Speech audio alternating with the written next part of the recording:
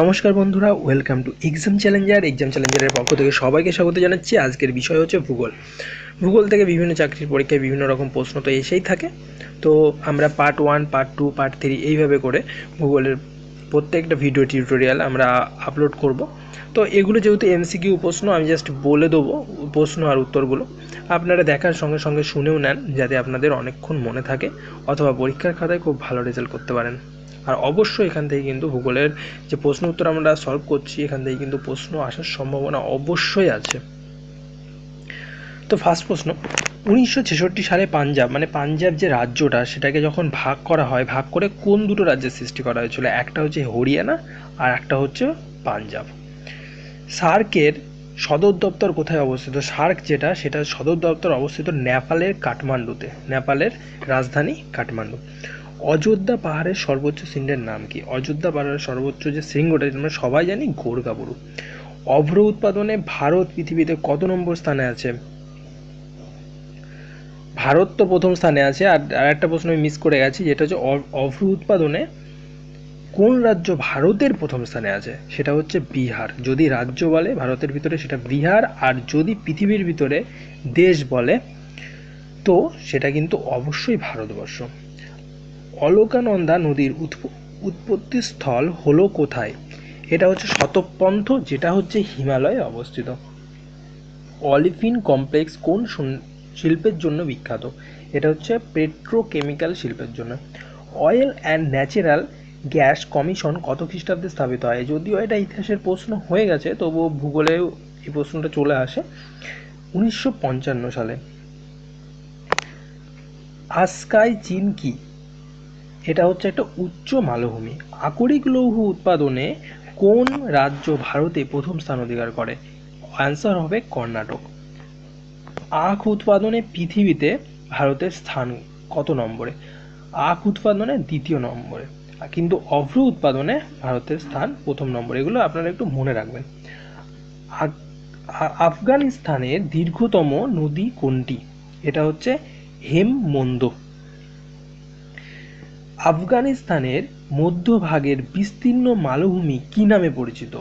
এটা হচ্ছে পামির মালভূমি, যেটা হচ্ছে পৃথিবীর সর্বোচ্চ উঁচু মালভূমি, যাকে বলা হয় পৃথিবীর ছাদও, কিন্তু পামির মালভূমিকে বলা হয়ে থাকে। আফগানিস্তানের সর্বোচ্চ পর্বতশৃঙ্গ কোনটি? এটা হচ্ছে মোশাক। আমেদাবাদ শহরটি কোন নদীর তীরে অবস্থিত? এটা হচ্ছে সবরমতী নদীর তীরে আমেদাবাদ অবস্থিত। আয়তনের হিসাবে পৃথিবীতে ভারতের স্থান কত? আয়তনের হিসাবে পৃথিবীতে ভারতের স্থান হচ্ছে সপ্তম। যদি বলে জনসংখ্যার হিসাবে, তাহলে ভারতের স্থান দ্বিতীয়। ইছামতি ও চূর্ণী কোন নদীর দুটি শাখা? এটা হচ্ছে মাথাভাঙা নদীর শাখা।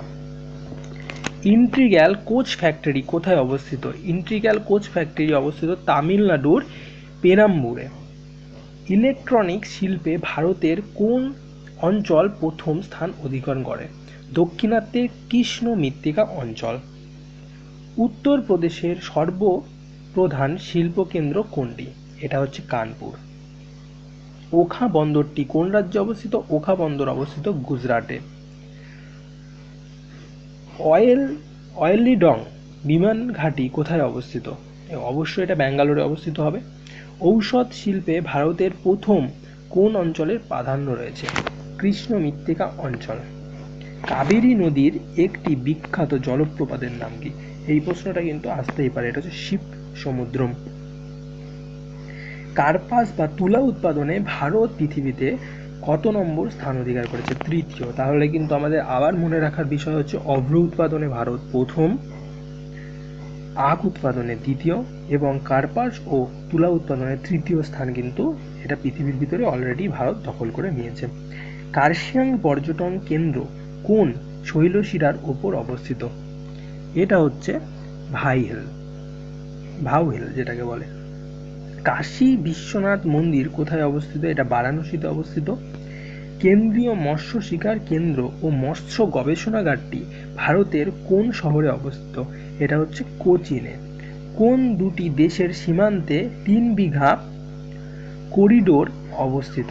এটা একমাত্র হচ্ছে আমাদের যে ভারত আর বাংলাদেশের যে সীমান্ত সেখানে অবস্থিত।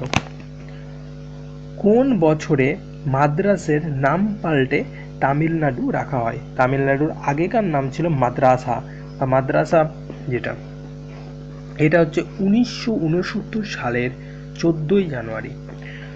তো এই ছিল ভূগোলের ফার্স্ট পার্টের প্রথম কতগুলো প্রশ্ন উত্তরগুলো খুবই গুরুত্বপূর্ণ। তো ভিডিওটি মন দিয়ে দেখুন আর পরবর্তী পরীক্ষায় খুব ভালো রেজাল্ট করুন, আর অবশ্যই আপনারা কমন পাবেন এই আশা রেখে ভিডিওটি এখানেই শেষ করছি। অবশ্যই চ্যানেলটিকে সাবস্ক্রাইব করবেন। ধন্যবাদ।